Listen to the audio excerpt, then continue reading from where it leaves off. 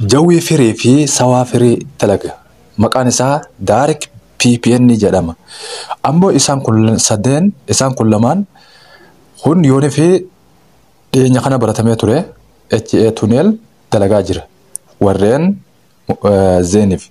Warreen mobaayiliidhaa ammoo akkasuma warreen barreessu jirtan gara jalaatti komentii warreen barreessitan mobaayilii gaafatan. Mobaayilii inni kun amma dura dalagaa jira. Warreen ammoo amma dura dalagatti hin jirre qaaliin quban qabne keessa sawaadhaa fi jawwiidha. Labaaraan agarre isa kanatti fayyadamuu ni dandeessa warri jawwii fi sawaadhaa. Assalaamu alaykum warahmatullahi wabarakatuh. Hordoftoota kabajamoo ashama harka fuunee obboleettiyaa warreen amantii garagaraa hordoftan isa kana itti fayyadamaa viidiyoo hamma xumuraatti hordofaan isiniin jira.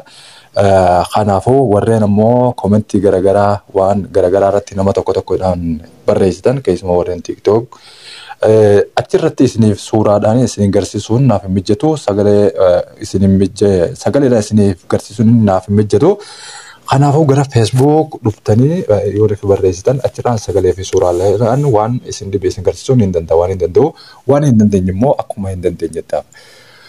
Kanaafuu hordoftoota kana maalii maqaan isaa jechuun keessan hin oolu inni kun Direct VPN jedhama. Isaa buufama kan jedhamu akkuma duratti bakka kanaa buufama Play Store keessa seenee Direct VPN gara gubbaatti barreeffattan isin ammoo daawunlood gootan ammoo open godheen seenee eegaan open godheen seenee wanni biraa hundeetti guuttanii jiru bakka kanarratti lakkoofsa kanaa takka 99 duwwaa 494 kan jirutti guuttanii kan ammoo 5 duwwaa 6 3 takka itti guuttanii lakkoofsa tiyyiitii 6.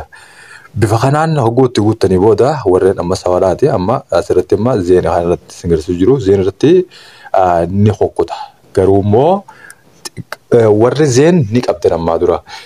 Warreen sawaadhaa akkamitti guunnaa warreen jawwiidhaa kan jiru jawwii fi sawaan gara duraa irratti jira.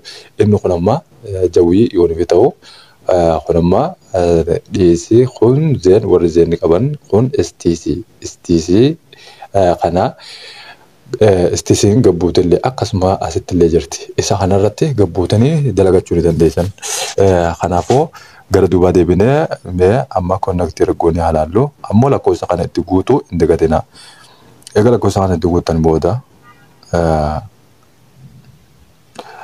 amma raabsina konnektii hogguu inni ta'e. Konnektii hogguu godhatan inni dalagamoo hin dalagu TikTok deebitanii miidiyaa keessan kabajamaa TikTok keessa seentanii dalaguu fi dalaguu dhabuusaa. Bifa kanaan ilaaluu dandeessan hordoftoota kabajamoo warreen sawaadhaatii fi warreen labaraa itti yaalii godhatan warreen jawwiidhaati. Kana lameen itti fayyadaman isiniin jaa. Kanaafuu ammoo viidiyoota garagaraa gara gubbaatiin hogguu dhuftan faayilaa kiyya irra dhoytanii subscribe, like, share godhuudhaan akkuma ammaa duratti jirtan itti fufaan isiniin jedha. Wassalaamu alaykum warahmatullahi wabarakatuh.